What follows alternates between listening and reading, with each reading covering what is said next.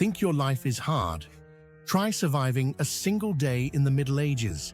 No internet, no coffee, no clean water, and absolutely no comfort. Modern life has made us soft, but back then, every day was a fight for survival. From what they ate to how they went to the bathroom. Let's dive into what it really meant to live in medieval times. Forget the feasts you've seen in movies. The average medieval meal was anything but royal. Most peasants lived on pottage, a watery vegetable stew simmering in the same pot for days. If you were lucky, it had flavor. If not, it probably had bugs, dirt, or worse. Bread was the real staple, but not the soft, warm kind you know. It was heavy, dark, and full of stone chips from grinding mills. People literally chewed on tiny rocks daily. No wonder their teeth were stronger than ours. Water wasn't safe at all. Rivers and wells were contaminated with human waste, animal carcasses, and garbage. So, instead of drinking water, everyone, including children, drank ale. It wasn't strong beer like today, but a weak, watered-down brew that was safer than water. The average person drank up to 8 pints a day. Even kids as young as 5 had beer with breakfast. Imagine a medieval kid showing up to school slightly tipsy, and it was totally normal. Forget bathrooms, they didn't exist. Most people used chamber pots, bowls they kept under the bed. When full, they'd dump the contents out the window, shouting, "Gardy loo," which basically meant, "Watch out below." Streets were rivers of filth. Waste, urine, and garbage flowed through every town. Castles had garderobes, stone toilets that dropped straight down the wall, sometimes 70 feet into a pit.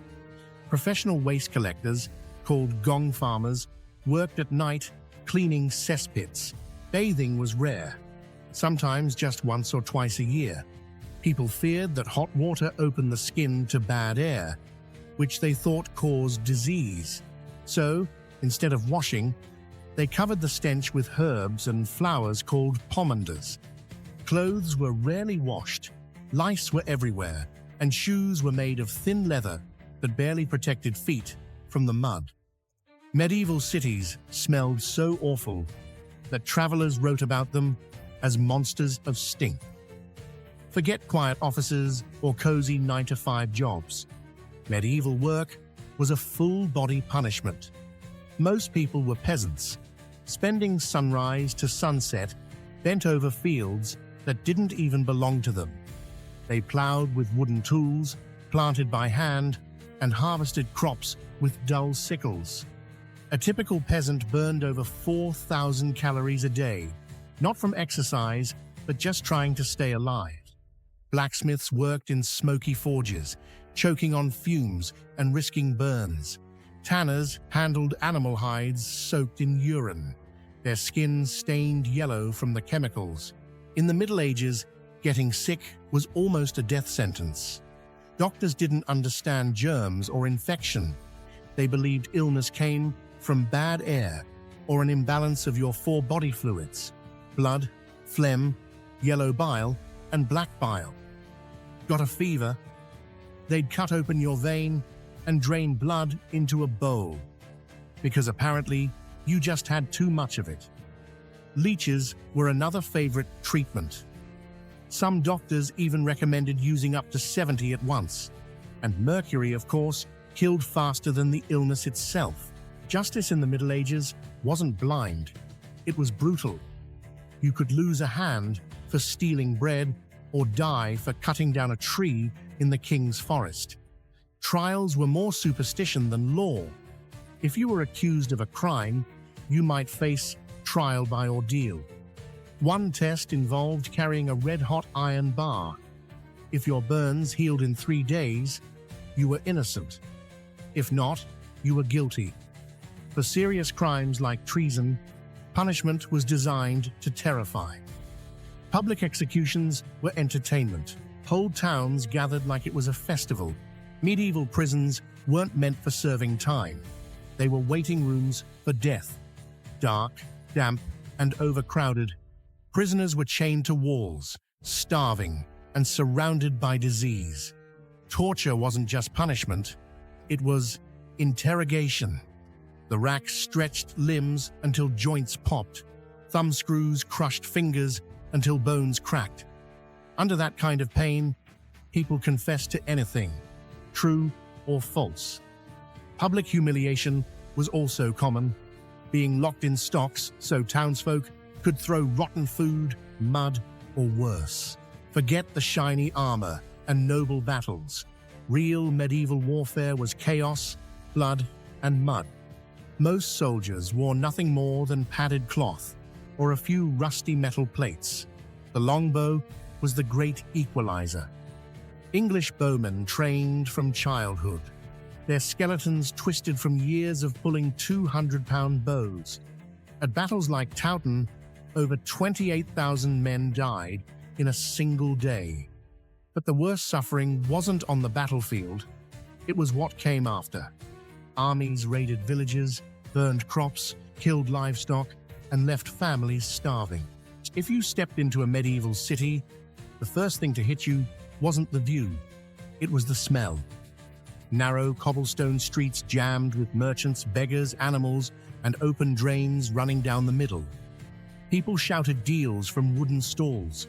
Bakers, blacksmiths, butchers, and fishmongers side by side. You'd hear bells ringing from cathedrals, horses clattering over stone, and gossip echoing through open windows. But behind the energy was chaos. Houses leaned so close that neighbors could shake hands from their windows. Fires were constant threats. Medieval cleanliness was creative. Baths were rare luxuries. People believed washing too often made you sick by opening your pores to bad air. So most went weeks, sometimes months, without a proper bath.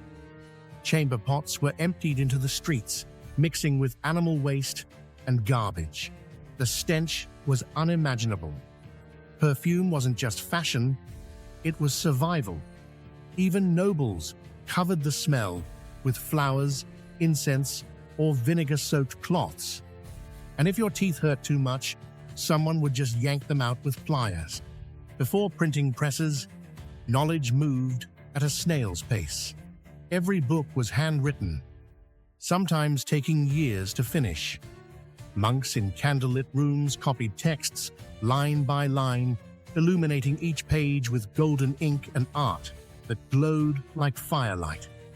But for the average person, reading was a mystery. News spread by word of mouth, through town criers shouting decrees or travelers sharing tales at taverns. It was a world ruled by rumor and faith, where a single story could spark rebellion or hope. The medieval mind was trapped between faith and fear. Every storm, sickness, or failure needed an explanation, so people turned to omens, saints, and spells. Black cats, eclipses, or a crop failure were seen as signs of the devil's work. Superstition was law. Women accused of witchcraft were tortured, drowned, or burned alive, their only crime being different or unlucky. Church bells rang to drive away demons, and charms hung over doors to keep spirits out. In a world without science, fear ruled hearts, and miracles sold better than medicine. By the late 15th century, the world began to awaken. The printing press spread knowledge faster than ever before. Trade flourished. Art and science bloomed. People who once lived in fear started questioning everything, from medicine to monarchs.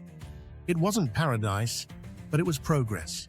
The same fire that once burned witches now forged invention and discovery. The Middle Ages ended not with a bang, but with a dawn, a slow golden light creeping over centuries of darkness. And through it all, one truth remained. Even in the harshest times, the human spirit never stopped fighting for hope.